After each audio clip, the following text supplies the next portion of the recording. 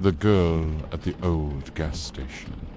Highway 42 was a road no one traveled after dark. It was a desolate stretch of asphalt that cut through the heart of the Blackwood Forest.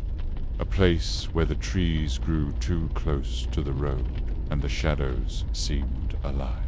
The only landmark for miles was an old gas station, abandoned for decades, its windows shattered and its sign hanging crookedly from rusted chains.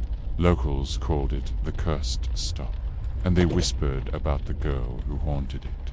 It was a cold, moonless night when Jake found himself driving down Highway 42. His GPS had failed, and he was hopelessly lost. The forest pressed in on all sides, the trees looming like silent sentinels. His headlights barely cut through the thick fog that clung to the road. He was about to turn around when he saw the gas station up ahead.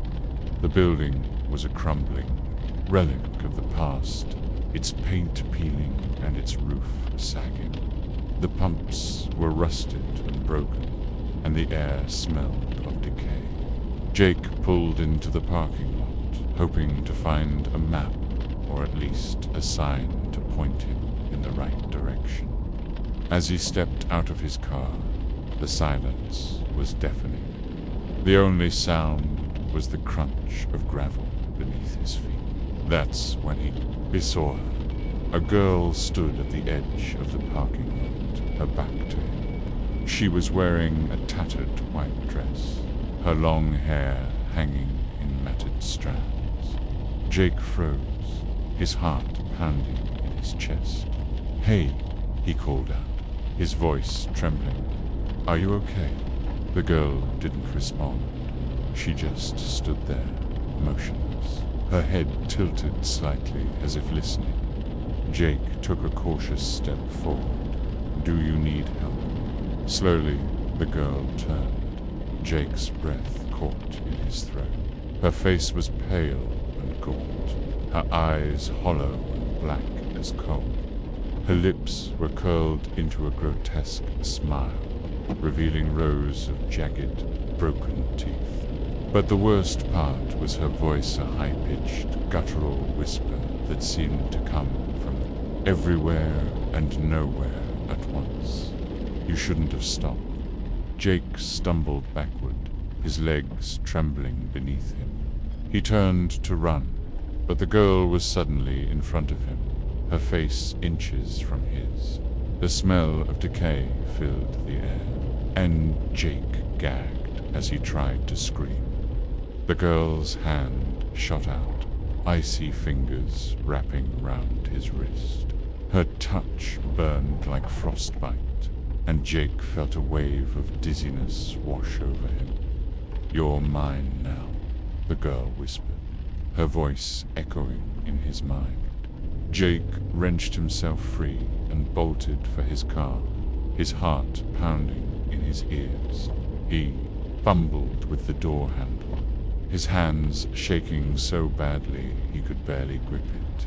Finally, he yanked the door open and threw himself inside, slamming it shut behind him.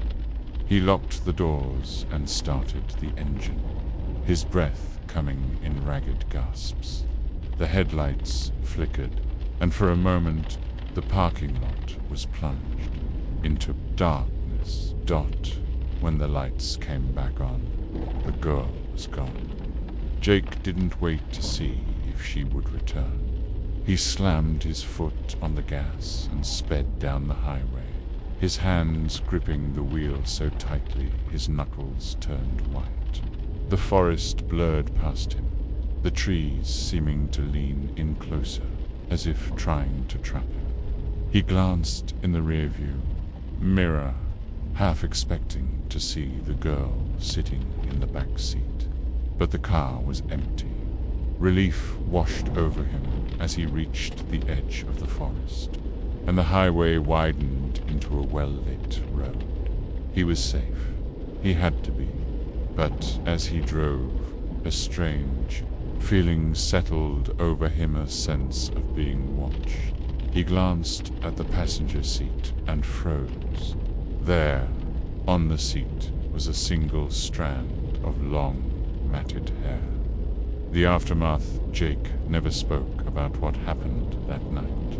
He tried to convince himself it was just a trick of the light, a figment of his imagination, but the feeling of being watched never went away.